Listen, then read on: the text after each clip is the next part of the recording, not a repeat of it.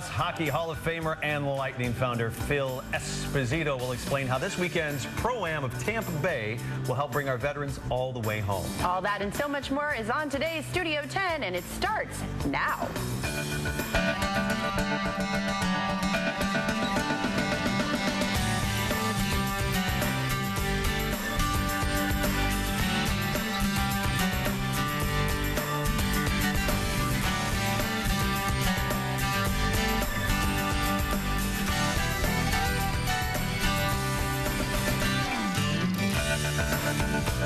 We're back live inside Studio 10 talking about the Homeless Emergency Project. It's a Bay Area social service agency that provides emergency, transitional, and permanent supportive housing for men, women, children, and veterans, including those with mental and physical disabilities. They're also one of the charities that will benefit from this weekend's PGA Seniors Tour event. And here now with details are Bruce Fyfe and Hockey Hall of Famer and Tampa Bay Lightning founder, Mr. Phil Esposito. Gentlemen, welcome to Studio 10. Thank you. Now, Bruce, before we meet you and get into the tournament and everything, Phil, I've always wanted to ask you, as a founding father of the Tampa Bay Lightning, what was the moment? Because, I mean, putting together a professional sports franchise has got to be crazy, right? But what was the moment where you knew it was really going to happen? Probably when we were at the Breakers Hotel in West Palm Beach. What year are we talking here? 91, December of 91. Right. And we were called into this room, and as we walked in, all the owners stood up. And I remember Mayor was there, Sandy Friedman was there with us, and she was the mayor then, and they stood up and was chanting Espo, Espo, and I turned to my partner, look, I'm getting goosebumps thinking about it. I'm getting goosebumps right now. You tell me the story. I turned to my partner, Henry Paul, and I said, we got it. Yeah. He says, don't say that. Bad luck. I said, we got it. Yeah. And I think that's when I knew, right then and there. And I'll never forget the little Japanese guy named Masami Shigeta, who was one of the investors. After they announced that we got it, he says, what we do now? I said, now you pay. We're going to win the Stanley Cup. That's what we're going to do. You write the check and we'll get the cup. That's awesome. That was probably the one moment I knew, Jerome. Well, and aside from being just a successful professional sports franchise in the Bay Area, the Tampa Bay Lightning have really been community partners. And well, Mr. Vinnick has been unbelievable. Jeff Vinnick has been unbelievable. If there was a better owner in sports, I haven't met him, and I've met an awful lot of them. This guy is terrific, and what this guy is doing is also terrific, and that's why I agreed to participate in this. And it's not like I'm a real good golfer and all that, and I'm going to have fun out there. Well, you use your hockey stick. It's like a Happy Gilmore situation, right? I've done it. Yeah. Have you really? I cut down a hockey stick to putt with. His drive is really a slap shot. Oh, well, Bruce, tell us about, you have very, very deep emotional involvement with the Homeless Emergency Project. Your son, unfortunately, had some issues with post-traumatic stress. Tell us about him and why you're here today. Well, my son, I think, represents a...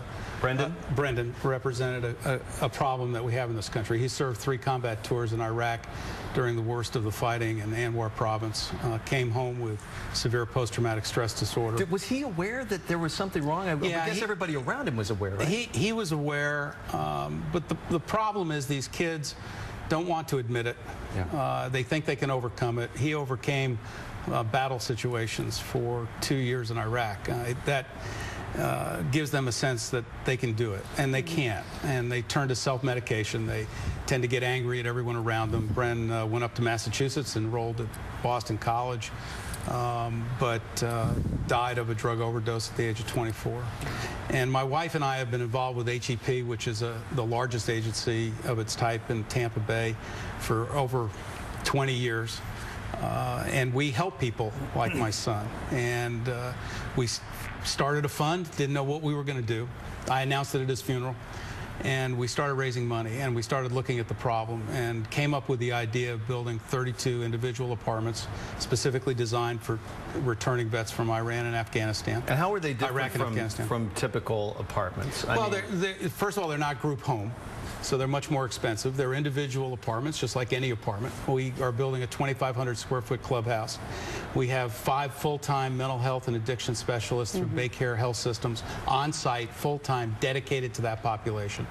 Along with our case management team, along with the VA case management team, we're going to be able to provide the services that really help these people come all the way home. And that may take 3 months, that may take 3 years. We have the facilities and the staff and the success rates to be able to And that's the slogan, come all the way home. Well, there's a compartmentalization, I think, that happens when you're on the battlefield, and when you are back in a life that would be considered normal, all of a sudden, it's sort of sensory overload for these gentlemen, isn't it? It's extremely difficult to, my son, for example, never took the same route to work because in Iraq, he never took the same route going anywhere. And if he heard a loud bang, he would stop the car. And I mean, there are over 2 million young men and women who've returned. 30% of them are suffering from some forms of post-traumatic stress or brain injury, trauma, and they need help. And we saw this in Vietnam. We didn't give help, and I have 80 Vietnam veterans living in my shelter as a result. We as a country have a responsibility, and we have an opportunity to bring these kids all the way home.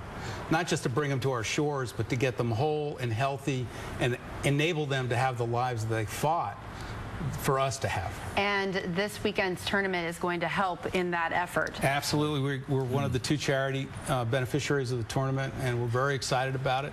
The weather's great. The course is beautiful. We have great golfers out there, and I hope everybody comes in. You're trying to raise, you need to raise how much money, though, to get this apartment complex built? The total complex cost $3.3 million. We've raised $1.2 million in private donations. Nice. We've gotten some low-cost loans that have enabled us to start construction. We will have our grand opening in October, but we'd like to be debt-free. So we're trying to raise all of it.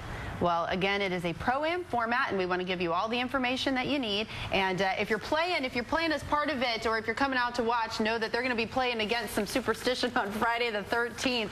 Phil's already figuring out his strategy for that. But again, you can get all the information that you need at ethep.org or TampaBayProAm.com for the tournament schedule. Gentlemen, thank you so much for being with us. Hey, we've got Nick Price and Cal Kvecchia and Bernard Longer all signed up. They're ready to go, right? Tom Watson. Tom Watson, there you go. And Joe Theismann is coming. I know Joe and John O'Hurley, who I played with years ago at this same one when it was GTE or Verizon. So it should be a good time, folks. Again, go to studio10.tv for all the information. Coming up next, hey,